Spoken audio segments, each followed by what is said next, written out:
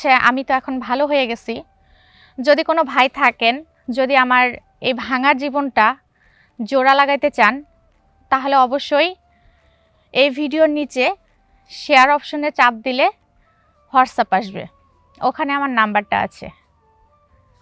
যদি মনে হয় যে আমি ভালো হয়েছি, আমার কথাগুলো আপনাদের ভালো লাগছে, তাহলে আমাকে দয়া করে আপনাদের জীবনে নিতে পারেন। এখন আমার হাজব্যান্ড যখন অফিসে চলে যায়, আমি তাকে নক দিই। নক দেওয়ার পরে সে আমার রুমে আসে। আসার পরে তার সাথে আমার একটা সম্পর্ক হয়ে যায়। এক কথা বলতে শারীরিক সম্পর্ক, অবৈধ একটা সম্পর্ক হয়ে যায়। তারপর সে এভাবে অনেক দিন আসা যাওয়া করতে থাকলো। একদিন আমার হাজব্যান্ড বের হয়ে গেছে, আমি দরজা লাগাইতে ভুলে গেছি। তো আমি ওয়াশরুমে গেছি, কাজ করছিলাম। আমার ফোনের কথাও মনে ছিল না, আমার দরজা যে খোলা সেটাও মনে ছিল না। আমার হাজব্যান্ড যে কখন আসছে তাও বলতে পারি না। তো সে আসছে, আসার পরে দেখে আমার ফোনে মেসেজ আসছে মেসেঞ্জারে। সে আমাকে না বলে কিংবা আমাকে না ডাক দিয়ে সে মেসেঞ্জারে ঢুকে দেখে আমার সেই ছেলেটা, যার সাথে আমার রিলেশন আছে, যাকে আমি পছন্দ করি, সে একটা ভিডিও দিচ্ছে। ভিডিওটা হচ্ছে খুব বাজে একটা ভিডিও দিছে। তো আমার হাজব্যান্ড সেটা দেখছে, দেখে পরে পুরো মেসেঞ্জারটা সে চেক করছে। চেক করে যখন দেখতে পারছে যে তার সাথে আমার একটা অ্যাফেয়ার আছে, তখন সে আমাকে ডাক দিছে। আমি আসছি, আসার পরে বললাম তুমি কি যাও নাই? বললো না আমি যাই নাই, আমি বাসায় আসছি, তোমার কি খুব অসুবিধা হয়েছে? আমি বললাম না। এমন করে কেন বলছো? বলে ফোনে এগুলো কি? আমি তো ভয় পেয়ে গেলাম। আরে তুমি আমার ফোন নিছো কেন? আরে ফোন নিছি কেন, ফোন না নিলে তো আজকে কিছু বুঝতেই পারতাম না। আসসালামু আলাইকুম, আশা করি সবাই ভালো আছেন। আলহামদুলিল্লাহ, আপনার দোয়ায় আমিও ভালো আছি। তবে ওই যে মানুষ বলে নিজের ভুলে মাঝে মাঝে নিজেই গর্ত করে, তো আমিও তাই।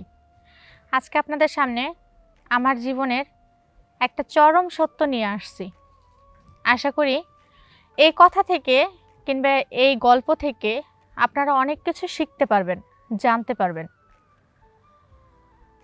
আমার বাড়ি দিনাজপুর, আমার নাম লাখি।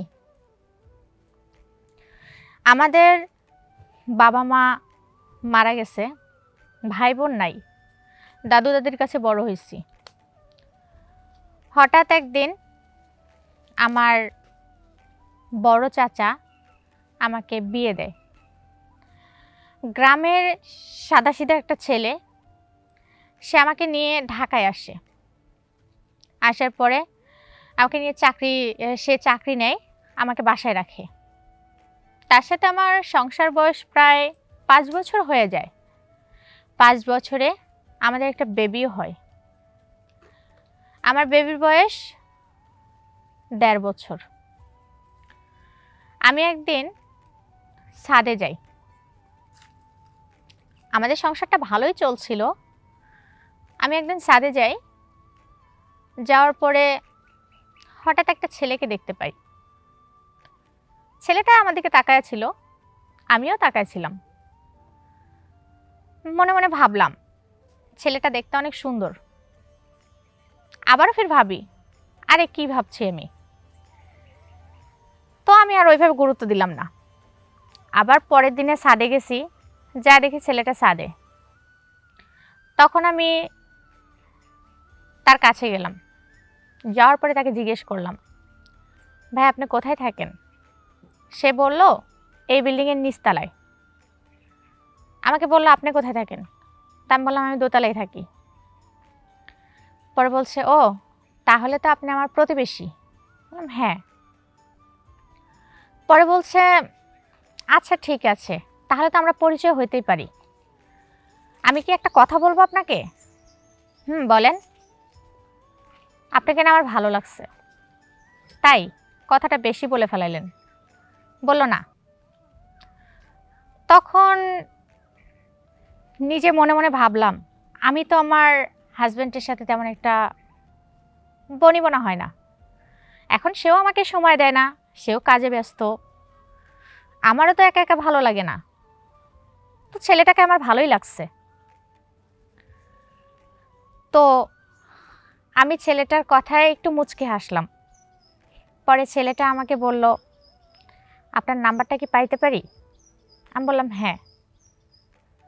পরে আমার ফোনটা নিল, নিয়ে নাম্বার আমাকে দিল, হোয়াটসঅ্যাপে অ্যাড করলো, আমাকে ফেসবুকে অ্যাড করলো। পরে বললো আচ্ছা ঠিক আছে, কথা হবে। আমি চলে গেলাম। ছেলেটা আমাকে সবসময় নক দেয়, আমিও রিপ্লাই দেই। আস্তে আস্তে তার সাথে আমার একটা সম্পর্ক হয়ে গেল।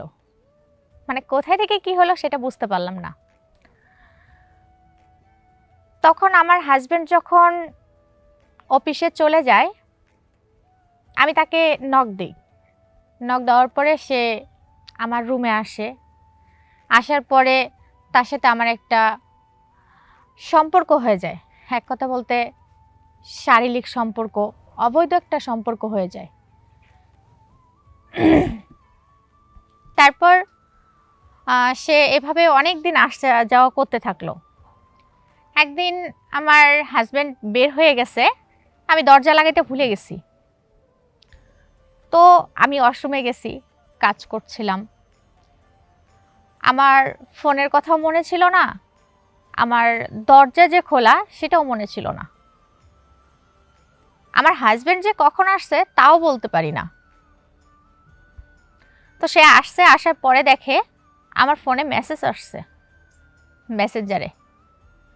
সে আমাকে না বলে কিংবা আমাকে না ডাক দিয়ে সে মেসেঞ্জারে ঢুকে দেখে আমার সেই ছেলেটা, যার সাথে আমার রিলেশন আছে, যাকে আমি পছন্দ করি, সে একটা ভিডিও দিচ্ছে।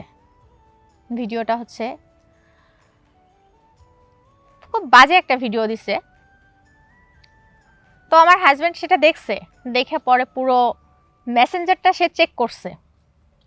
চেক করে যখন দেখতে পারছে যে তার সাথে আমার একটা অ্যাফেয়ার আছে, তখন সে আমাকে ডাক দিছে। আমি আসছি, আসার পরে বললাম তুমি কি যাও নাই? বললো না আমি যাই নাই, আমি বাসায় আসছি, তোমার কি খুব অসুবিধা হয়েছে?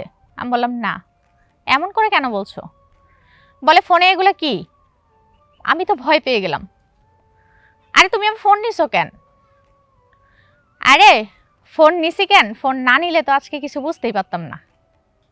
তখন আমি বললাম যে দেখো সব কিছু আমার ভুল হয়ে গেছে, আমি আবেগে পইড়া সব কিছু ভুলে গেছিলাম, আমার সংসার, আমার সন্তান সব কিছু ভুলে গেছিলাম।